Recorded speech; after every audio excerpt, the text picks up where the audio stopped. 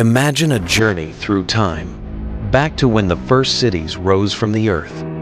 A world where rivers carved the destiny of humankind. From Mesopotamia to Egypt to Greece, this is the story of how our civilization began. Long before modern nations, people gathered between the Tigris and Euphrates. Here, fertile soil turned wandering tribes into farmers. Fields of wheat and barley stretched where wild grass once grew. With food came security. With security, villages expanded. And from these villages, cities emerged, places like Uruk, where thousands lived together for the first time.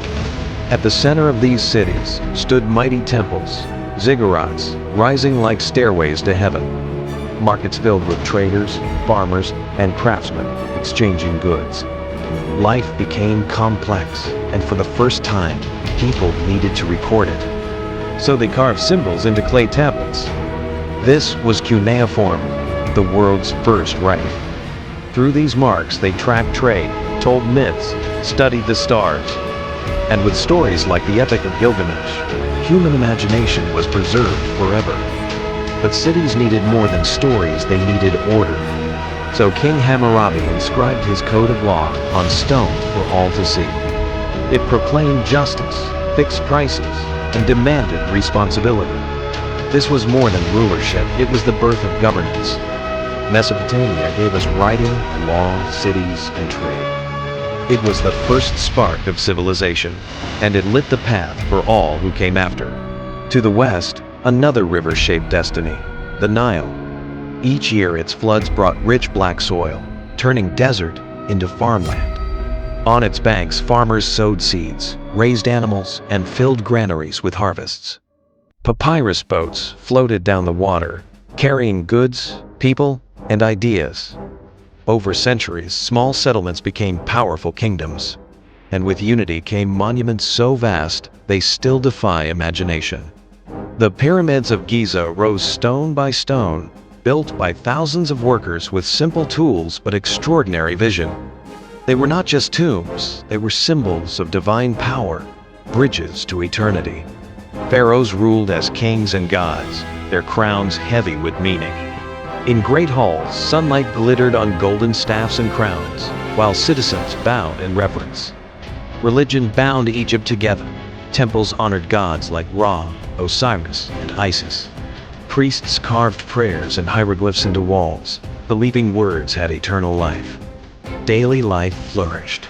Farmers tended fields. Artisans shaped jewelry. Scribes filled scrolls with ink.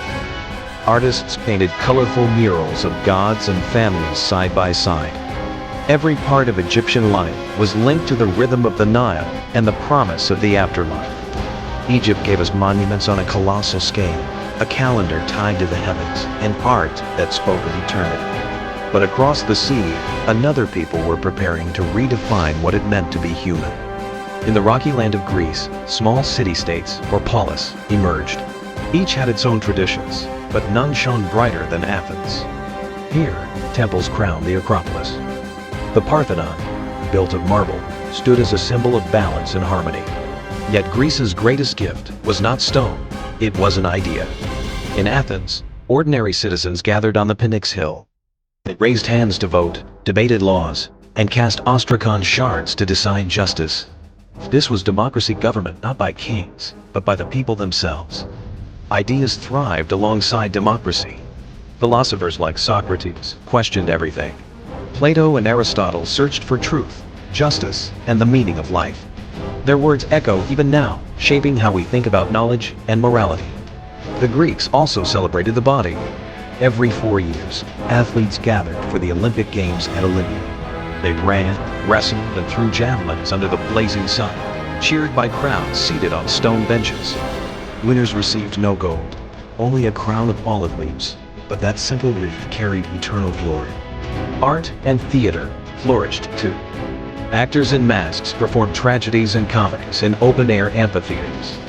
Marble sculptors carved the human form with unmatched beauty, celebrating both gods and mankind. On the battlefield, hoplite warriors fought in phalanx, shields locked, spears thrust as one. This discipline gave them power against empires far larger. Athens entered a golden age, a city alive with art, debate, and culture. But no age lasts forever. From the north came Alexander the Great, a young conqueror who carried Greek ideas across 3 continents. From Egypt to Persia to India, his armies marched, and with them, Greek culture spread to the edges of the known world. And so, from the rivers of Mesopotamia, to the eternal Nile, to the shining temples and ideas of Greece, the foundations of our world were laid. They gave us writing, law, kingship, democracy, art, and empire. Not just stones and ruins, but ideas that still shape us today. Yet, this story is far from over. Because beyond Greece, a new power was rising. Rome, the empire that would inherit and transform this legacy.